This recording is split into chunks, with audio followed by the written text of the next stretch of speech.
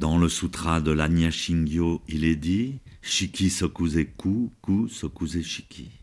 Les phénomènes existent simultanément au vide, et le vide existe simultanément au phénomène. J'espère que les explications qui ont précédé vous le feront comprendre.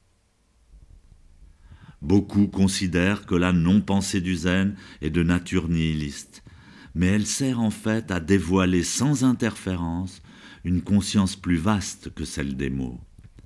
Le disciple, comme le disait Dogen, doit être capable, à partir de cette conscience silencieuse, d'exprimer clairement de nouveaux paradigmes qui illumineront ses neurones et créeront de nouvelles connexions, ainsi qu'une manière plus vaste de percevoir l'univers.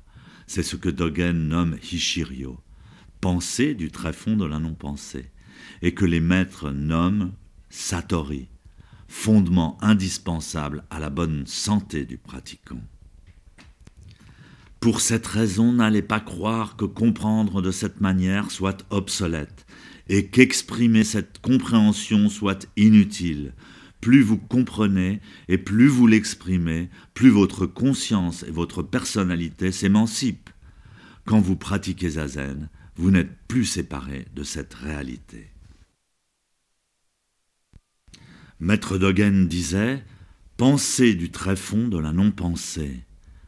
Les scientifiques, après de longues années d'études, ont pu détecter et objectivement voir la nature des choses, ce qui est une grande aide pour les sages.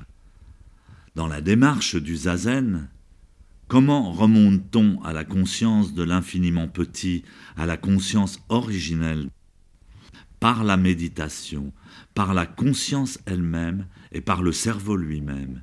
Et donc, on pourrait dire que la conscience du vide se trouve dans le cervelet, et donc penser du tréfonds de la non-pensée veut dire penser à partir du Big Bang, à partir du vide, à partir de la racine de toute chose.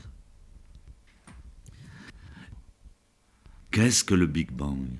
Le Big Bang, c'est l'éveil de toute chose, la création de toute chose ou le retour au point zéro. La méditation du zazen n'est pas séparée de quoi que ce soit.